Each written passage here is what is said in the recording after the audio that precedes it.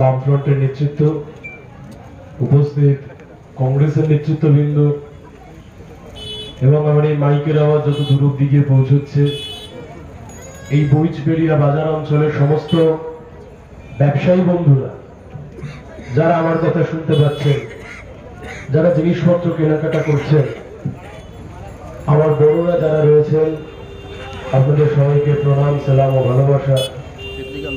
আমার থেকে ছোটরা, সমবয়সীরা যাদের রয়েছেন, তোমাদের সবাইকে আমার ভালোবাসা জানাই। আজকে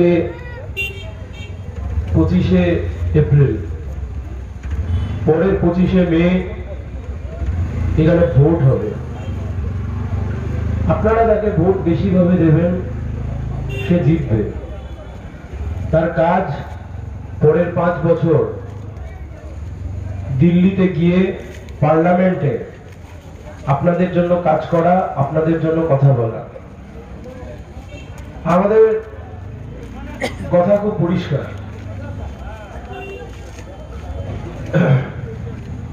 আমরা বলছি এবারের ভোটটা আপনি আপনার অভিজ্ঞতার ভিত্তিতে দেন।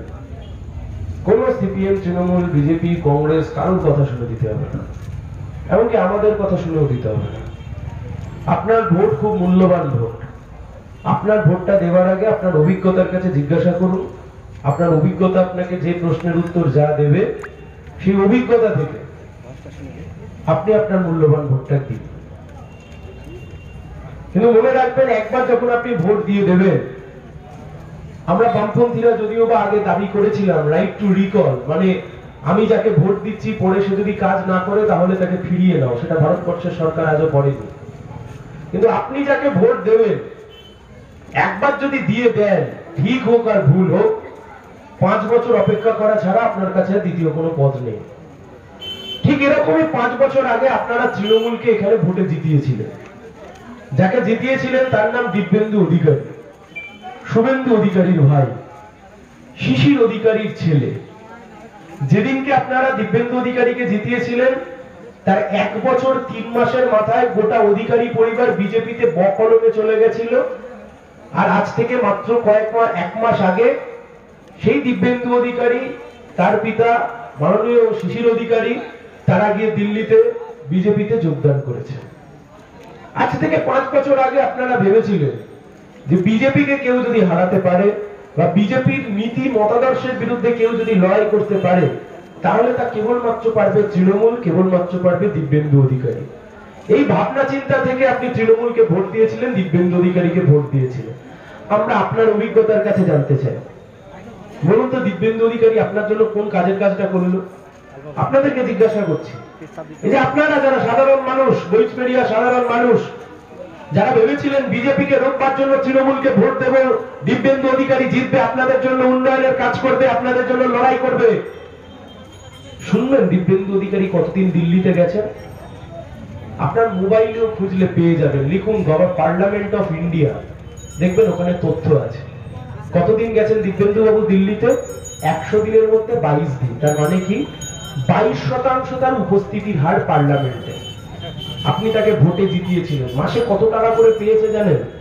2,76,000 করে টাকা, গাড়ি ফ্রি, প্লেনের ticket free, gas free, telephone free, সব ফ্রি।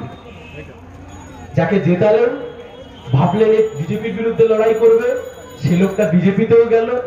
যাকে জেতালেন, ভাবলেন এই লোকটা উন্নয়নের কাজ করবে, সে লোক দিল্লিতে গেল 100 দিনের মধ্যে 22 দিন। আমরা আপনার অভিজ্ঞতার কাছে জানতে চাইছি। এবারে তৃণমূল আরেকজন প্রার্থীকে দাঁড় করিয়েছে। কে বা বলতে পারে দিব্যেন্দু অধিকারী পরের ভার্সন হয়তো এই তৃণমূল কংগ্রেসের প্রার্থী? আপনাদেরকে জিজ্ঞাসা করছি দাদা, আপনাদের কাছে জানতে চাইছি আমরা। আচ্ছা বলুন তো, মানুষ কি আজকে গরু ছাগলে পরিণত হয়েছে?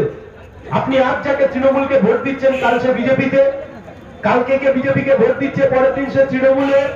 মুকুল রায় সকালে তৃণমূলে, রাতে বিজেপিতে, পরের দিন সকালে আবার তৃণমূলে। অর্জুন সিং তৃণমূলের নেতা ছিলেন, বিজেপিতে গেলেন, জিতলেন, আবার তৃণমূলে আসলেন। আজ থেকে 1.5 মাস আগে তৃণমূলের যখন ব্রিগেডে মিটিং হচ্ছে, সেদিনও অর্জুন সিং তৃণমূলে, ঠিক তার পরের দিন সেই অর্জুন সিং গিয়ে বিজেপিতে আবার যোগদান করে এখন ভোটে লড়ছেন। আপনারা যারা মনে মনে ভাবছেন যে বিজেপিটাকে রোকবার জন্য তৃণমূলকে ভোটটা দেব, খুলুন আপনার মোবাইল, 3টে নাম লিখুন, 3টে নাম। একজনের নাম মুকুটমণি অধিকারী, রানাঘাটে বিজেপির এমএলএ।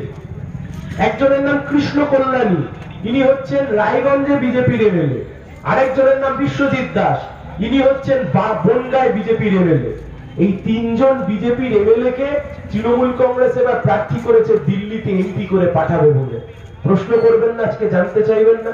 বিজেপির তিনজন এমএলএ আজকে তৃণমূল কংগ্রেস তাকে প্রার্থী করে দিল, এখনো এমএলএ। আজকের দিনে সে বিজেপির এমএলএ, আজকের দিনে সে তৃণমূল কংগ্রেসের প্রার্থী।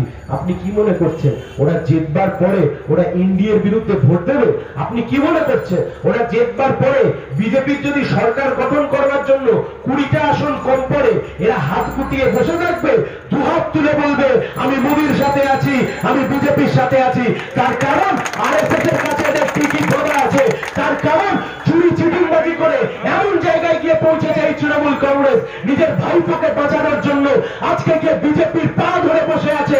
ভাইপোকে বাঁচাও, তার বদলে আমি তোমাকে পাইয়ে দেবো, তার বদলে আমি তোমাকে সরকার করে দেবো। এই তো গোটা পশ্চিম বাংলা জুড়ে চলছে। মানুষের কি আজকে বুঝতে অসুবিধা হচ্ছে নাকি? অসুবিধা হচ্ছে মানুষের বুঝতে? বাংলার মানুষ আজকে কেউ বুঝতে পারছি না আমরা? 2019 সালে তৃণমূলের সবচেয়ে বড় নেতা এই জেলার শুভেন্দু অধিকারী আজকে বিজেপির সবচেয়ে বড় নেতা। গোটা অধিকারী পরিবার, যাদের কথায় গোটা তৃণমূল চলত গোটা জেলা জুড়ে, আজকে গোটা অধিকারী পরিবার বিজেপিতে গিয়ে বিজেপির কোলে দোল খাচ্ছে। প্রশ্ন করবেন না, উত্তর চাইবেন না, জিজ্ঞাসা করবেন না?